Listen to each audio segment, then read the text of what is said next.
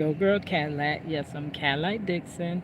I'm the Draw My Life Prison Wife. I'm legally blind artist that is rapping and painting for just hoping to see justice before all face to black. Yes, it's your girl Cadillac. Anyways, guys, I am coming through. Today is March the 22nd, 2024. Yep, 22nd, 2024. It's exactly 2 p.m. on the dot. Sorry. But yeah, I'm at my favorite place. Y'all know it's somewhere out in nature. I love to be outside, so I'm about to lap it up. I was sitting here because it looked like it was gonna rain a little bit, but then I guess it held off. But I a little video before I go out there. And then it'll be almost time for work because I work to live and I live to work. I hustle hard until it hurts. I work my fingers down to the bone. And once I pay my bills, it ain't nothing to go home with. Hey, once I pay my bills, it ain't nothing to come home with. Once I pay my bills, ain't nothing to come home with. Yeah, it's your girl Cadillac. But yes, I woke up earlier today. Um, why is this still beeping? Literally, I hate this thing. It has something on my car. I like to record in my car, right? Because that's the only place I could really get away and go record where I'm by myself and ain't getting all them distractions. But when I sit in the car, the key is in the ignition. So every 10 minutes, it feels like, or a few minutes, it starts beeping to notify you to cut the car off where you can't, like, to cut it where you ain't got the radio on. I cuts the radio off. I even opened my door like that so that it would hopefully disconnect whatever connection it has to where I'm like basically sitting in my car with it off and it still beeps. Are you kidding me? It's so annoying because when I listen to my playback, I hear that beeping. It's just aggravating. Maybe it don't aggravate nobody but me, but it aggravates me, right? Hold on 1 second. Y'all already know you will have a hard time. So I gotta switch hands, switch sides. What? So, anyways, I woke up this morning and I didn't even help. That didn't help, girl. I don't know why it'd be broad daylight, but you can't get the right lighting in your car either. That part. But anyways, Cadillac gets sidetracked. Back on track, Cadillac. So I got up, and on my TikTok, it was amazing that I guess my feed is starting to show me content I want to see. I want to see about wrongful convictions and prison reform, and yes. So I woke up and I found this girl on TikTok. Her name is Miss Blessing Gemini Beauty. And when I looked at her, what she was talking about, she had in the background that she did 18 years off of a 43-year wrongful conviction. Now, girl, y'all already know. When I tell my stories about my husband being wrongfully convicted and excessively sentenced in the state of Florida, people be like, yeah, yeah, right. Yeah, right, he was wrongfully convicted. You mean to tell me a jury just wanted all them people on the jury just wanted to find him guilty just to be mean? And you mean to tell me he had to be guilty if he was found guilty by all those jurors? They ain't gonna just do that. And they can't just arrest you if you ain't did nothing. You had to have done something to be arrested. And what's the other ones? Oh yeah, I feel sorry for you, but he shouldn't have did what he did. And I'm steady telling you he didn't do what they got him down for doing because it's a wrong. How, in what language does wrongful conviction mean that the person did something? Like, but it doesn't. People do not listen. They do not listen with their ears. They watch your mouth. I had a song called Gums Clapping, and it was like basically when somebody is talking I say yapping. When they yapping and you're not listening, it's like they gums clapping, but they ain't said nothing real yet. Homegirl yapping, but she ain't saying nothing. She talking, her gums clapping, but she ain't said nothing real yet. But that's how they basically do. They tune out what you're saying, and then they respond as though they actually listen to what you're saying. Wrongful conviction means the person should not be in prison, right? Is that as elemental as we can get? That means they don't deserve to be in prison, but the average person will never believe that they happen, right? So I was listening to her, and she was saying that the actual judge that wrongfully convicted her was arrested. That's crazy. Like, he was arrested, and even after he was arrested, they still did not want to hear her case again.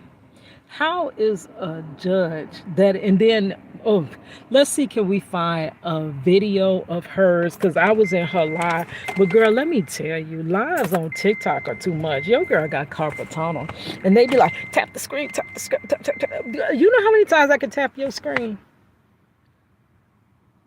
And then they don't acknowledge you, that part. They only acknowledge the people that, give gifts and stuff like that. But I ain't got no money on my account like that. Your girl is barely making ends meet. But I will share your live. I will tap. I'll tap as long as until my hands go numb. But then I can't tap throughout your. I cannot tap for a whole hour straight. So sometimes I like, now I'm used to YouTube, girl. We getting sidetracked, but that's okay. You know your girl Cadillac get sidetracked, but the GPS gonna pull me back in just a moment. But anybody, if you are a content creator yourself, I support you, honestly. Like, I watch people's videos all the way through. Anything that I watch, I like, because it ain't gonna out me to hit the like button like people act like it is. I share as well. I do a lot of stuff to help others because I always keep in my mind that I need others. Not just one, I need others for my content to ever grow where it is. I am only to the spot that I am because of others that have supported me. So, because I need support, I am going to give support. You have to give the thing that you need. You can't need something and not want to give back, right? Just like I want to make it, other people have their other reasons for wanting to make it too. And it's not fair for me to take your support and not give your support back. That makes no sense. But that's the mindset that most people come in with. But I really do support content. But baby, I'm disabled. I cannot be tap tap tap tap tap tap tap tap tap tap tap tap tap tap tap tap tap. I cannot do that through no whole life. So sometimes, to be honest, I just walk out of the persons. I get out of their live because I didn't even know they consider it disrespectful to watch their lives and not be constantly like working. But I am a content creator, I'm an artist. I'm usually listening to stuff as I am working on something else. Like, I'm never free to just sit there and tap on the screen for you.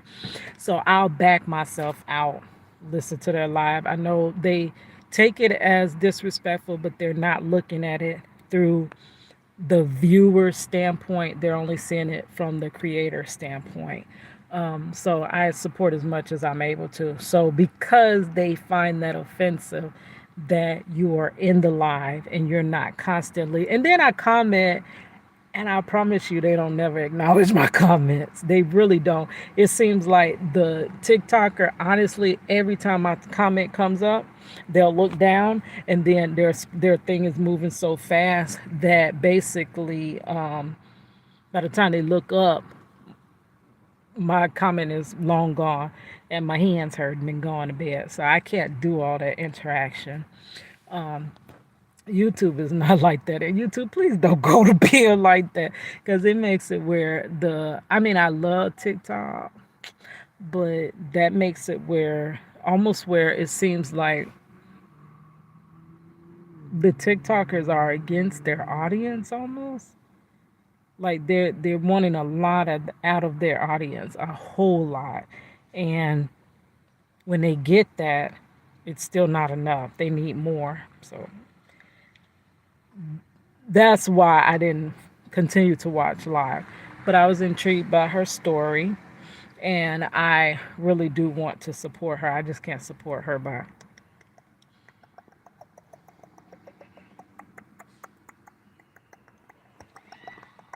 Girl, that even hurt just me playing.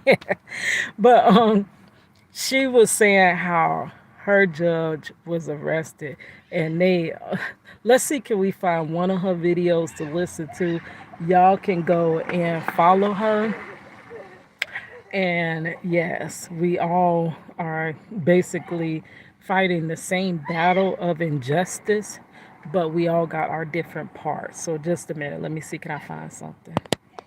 It's hard to fight a wrongful conviction is because most people do not, will not believe you. So it takes years and decades just trying to convince others that what you're saying is true. Okay, so hopefully that didn't. It says she got free from a 43-year prison sentence. Federal prison. Look at God. Yes, that is God. Oh, so she got just them songs. So I'm gonna have to. Alabama federal judge charged with striking his wife faces pressure to resign. Judge. And then she got the very same judge sentenced me first a non-violent crime, nearly life in imprisonment.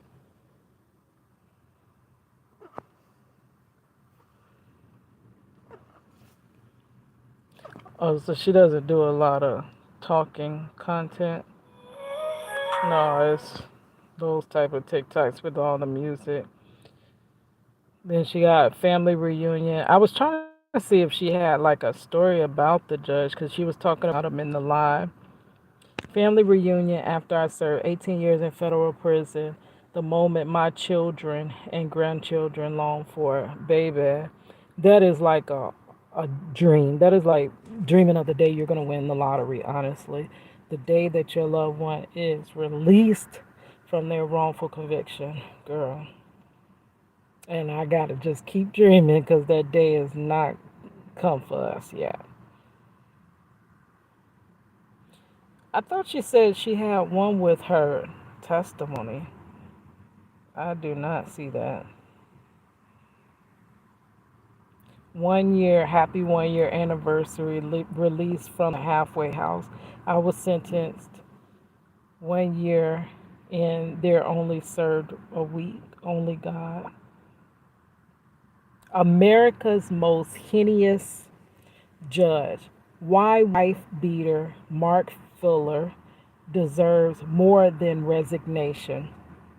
After physically abusing his wife, and I'm reading this article, and children, here's what U.S. District Court Judge Mark Fuller really deserves. This is by Brad Friedman. This is, it looks like it just says Salon, so I'm guessing that is the article that it's published in. I'm sorry, what do you call that? It's not a platform. Well, whatever. It's under that, I guess. Dang, it's a specific word. I can't find it. But it's Salon.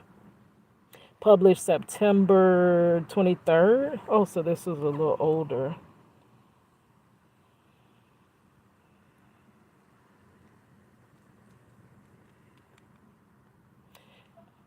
After physically, okay, former Judge Fuller's conduct reprehensible, investigators tell Congress.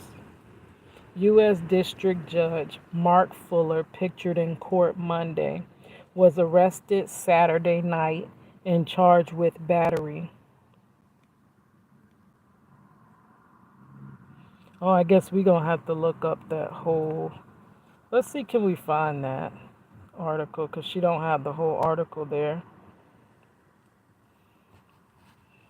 Okay, let's put Salon Mark Fuller.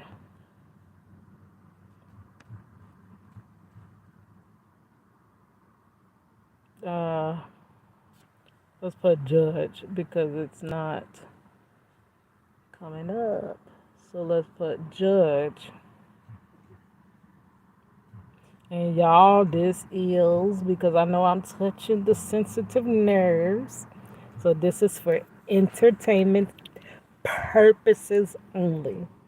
And this is my opinion. Even though I'm reading the article, girl, it's my opinion. It's my opinion to agree with the article. Okay. Oh, I think I found it. Salon.com. So it is a platform. America's most heinous judge resigns. Wife beater Mark Fuller leaves the bench finally, but not easily. George W. Bush appointee who beat his wife bloody at Atlanta Ritz-Carlton exits ahead of likely impeachment. I want to see the whole article. Doesn't show anything. Over the weekend, the news broke that U.S. District Court Judge Mark E. Fuller, Middle District of Alabama, who was arrested almost 1 year after allegedly beating his wife bloody in an Atlanta hotel room, has finally submitted his resignation from the federal bench to President Obama. Previously, though his attorneys Fuller had girl, this big word strenuously, girl, refused to step down, declared his innocence, and insisted that a 5-judge special committee convened by the 11th Circuit U.S. Court of Appeals to investigate the matter would eventually clear him of wrongdoing. It appears instead that the panel has found grounds for impeachment instead. Oh, didn't work out. That will and deal didn't work out. Wow. That finding has been unanimously adopted by the circuit's full judicial council, which is sending its report and recommendations to the U.S. Judicial Conference. That body in turn may then whether to recommend the U.S. Congress take up such rare proceedings, yeah, because they rarely get in trouble, girl, without a federal judge voluntarily stepping down. Impeachment by Congress is the only way to remove a sitting federal appointee to the bench. Now, she said even after he was basically they kept calling for him to step down and he wouldn't. He refused to, but he was still seeing other cases and still wrongfully judging over those cases. And that's where the girl was saying that she was pleading to have her case heard again, and they kept, brushing her off. But God, that part, that's what they leave out. But God. They leave out but the God part. Fuller, who would not otherwise be eligible to draw retirement pension for another 3 years, would continue. So it was going to be 3 years, then he was going to be out of there. And then that's the thing. Those, they come in, they do what they got to do. They wrongfully convict people if they want to. And then they out. They retired and they off living their lives while the people that they have ruled over, their lives are messed up. And when you wrongfully convict somebody, you don't just mess up that person's life. You mess up that whole person's family's life. You mess up the wrongfully convicted person's children's lives, their spouse lives, their parents' lives. You mess up a whole family behind a wrongful conviction. And that's what she was talking about. It messed her kids up. It actually, I mean, it don't mess you up beyond repair because most people are resilient. But it really causes a huge, humongous setback in the person's life. And then people always want to tell you just pull yourself up by your bootstraps and move on. Can't we just get past this? But how do you get past something that is still affecting you, right? Okay. Fuller would not otherwise be eligible to draw retirement pension for another 3 years. Will continue to draw a salary from the taxpayers for 2 more months, just as he, and that's the thing, they work for us, but they're working against us, wrongfully convicting the citizens they work for. Like, that's crazy. Just as he has for the last 10 months, despite having had his caseload re-signed to other judges in the immediate aftermath of his arrest at the Ritz-Carlton Hotel in Alabama early August of 2014. So he probably never thought, girl. Justice was not served here, says Rep.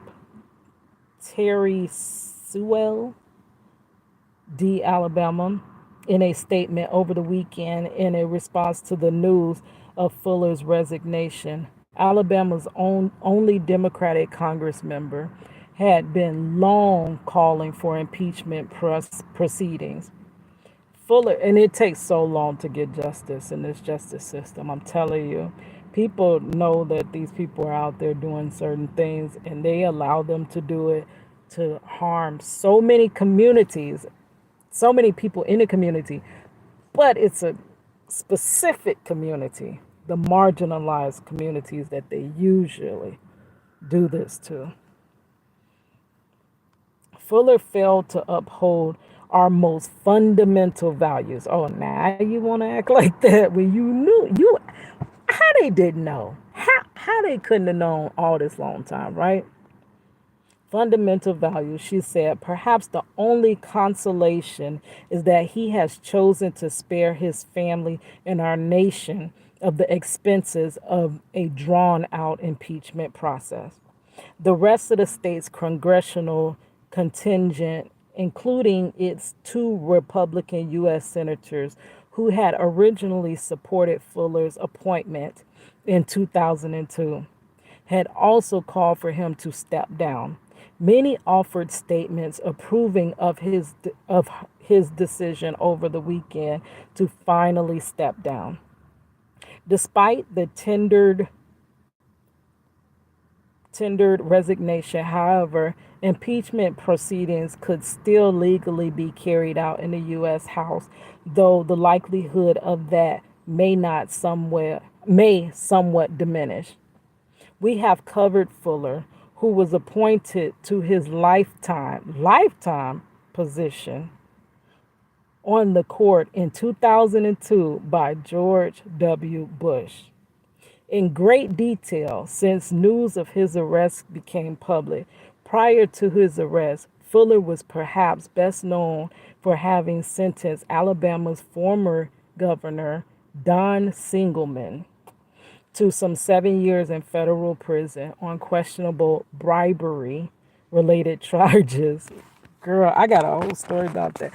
Did you hear what I just say? Bribery charges. Now, side note, this was a long time ago. My husband was wrongfully convicted. He was wrongfully arrested in 2001, wrongfully convicted in 2002.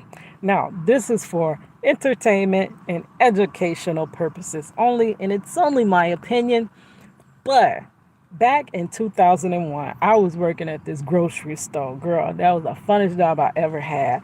I had the best time in my life. We're almost coming up on the anniversary. I just had my daughter with the love of my life, Marcello Jackson. And I mean, literally, life could get no better. We were poor kids. He was 19, I was 20, right? And We were so in love. We were just going to get up on our feet. I was going to finish college after I had our daughter, and life was going to move on, right? We wasn't going to just stay in that broke like era. And in in 2001, my husband was wrongfully arrested. Now, let me tell you, someone told me then. Now, I could not believe what this man was saying. It was a stalker that worked at the store. And when he found out what happened to my daughter's father, that he was wrongfully arrested before he was even convicted, this is what this man told me. I have never told nobody on no online site, never told them this. He said, "You're going to have to pay the judge." I'm like, huh? What are you talking about? He said, "You want him out of this? You are going to have to pay him." And I'm like, how? You can't do that. Like, this is me. Okay, you're a different person before trial and then the person that comes out of a trial. Your eyes are open. Like, you completely, literally see exactly how the system is. But remember, I hadn't dealt with the system, and this is how the system catches you off guard. If you haven't dealt with it, that's my phone about to die. If you haven't dealt with it, you're gonna assume that it's just. It's like a parachute. I tell you, you got your parachute packed in your bag, right? So you jumping, right? But then that parachute don't open. Then what? Our system is supposed to be that parachute for innocent people so that when an innocent person does go through the courts, they can be tried and found innocent, right? But that parachute doesn't work. It's defective. That's why these trials, going to trial innocent does not mean you coming home. Going to trial when they don't have any evidence does not mean you not coming home, right? It don't mean that, but you think it does. And he told me, he was like, "You gonna have to pay them." And I'm like, huh? You can't do that. This is fair. You go to trial. We know he ain't did that. They ain't got no evidence. We know he coming home. I don't know what you talking about, sir. You can't do that.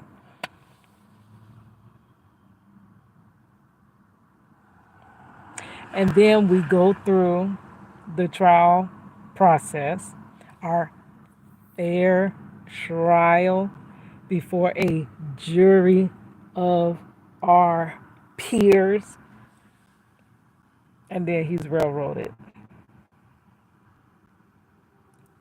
Honestly, I think that man was spitting some true game. He was literally telling me how it was. And the thing is, like, he really tried to help me. He was like, "You gonna go to the credit union and you gonna tell them that you kin to me, because that's how you gonna get into the credit union, and then you gonna try to get you a loan." And I'm like, this man is talking crazy. Like, yeah, we live in a free country. Like, are you kidding me? He goes to trial. They have no evidence. There's no way. Remember, if the glove does not fit, you must acquit.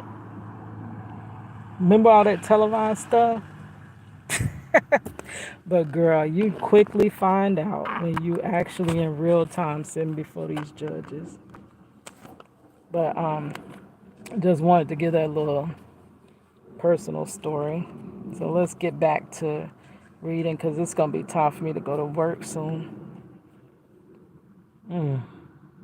Okay, so to some 7 years in federal prison on questionable bribery related charges. That despite the judge's own long apparent conflict of interest in the case, before being named to the court, Fuller served as a political operative as the head of the Alabama GOP in his office when he served as a state prosecutor. Most wrongful convictions are the leading cause of wrongful convictions, prosecutorial, I can't even say it right, but prosecutorial misconduct. Girl, even if I ain't saying it right, go Google it. That's the leading cause of wrongful convictions, have been investigated and criticized for improp oh girl, these big words, improprieties by the former governor long before Fuller oversaw Singleman's trial. Following his arrest, Fuller was able to strike a plea deal for a pretrial diversion program. Really? They giving him program with the state court in Georgia. Now this is very serious. Like when you're held to a higher standard, your actions are supposed to be to a higher standard. Like how can you hold people's feet to the fire, but you can't put your feet to the fire? Like that doesn't make sense. Okay, program with the state court in Georgia in order to have his criminal record entirely expunged after just 24 weeks. Now, why they ain't throw the book at him? But I'm sure he done threw that book at so many other people. Um, the girl we talking about, 43 years, right?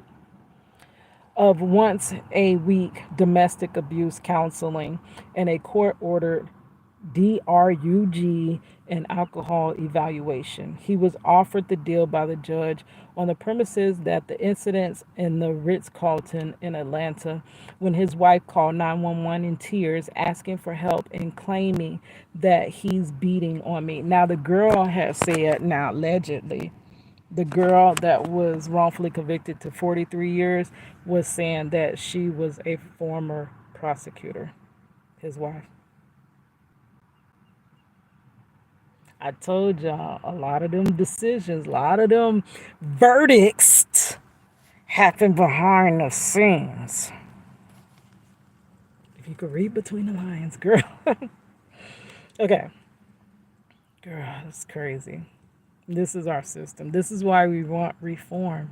But y'all bat us down so much saying that, oh, the system is working how it is. You just don't be a criminal. Yeah, right. Asking for help, claiming that he's beating on me was his first infraction. Records say his messy divorce in 2012, however, suggests that there were very similar incidents of physical abuse, as well as DRUG and alcohol abuse, involving his first wife and their children during the first marriage. We sent the wrong message to victims of domestic violence. But and now think about if your judge is sentencing you for domestic violence, but he is also guilty of it. Like that's crazy. It's almost like when your preacher is preaching to you about something, but he's not, like adultery, but he's an adulterer. Like how do you really do that? It's like you're held to a higher standard when you take certain positions. You're held to a higher standard. So if you can't live to that higher standard, I know we all human, right? When it comes to them, they're human. But when it comes to our loved ones wrongfully convicted, oh, they shouldn't have did what they did. But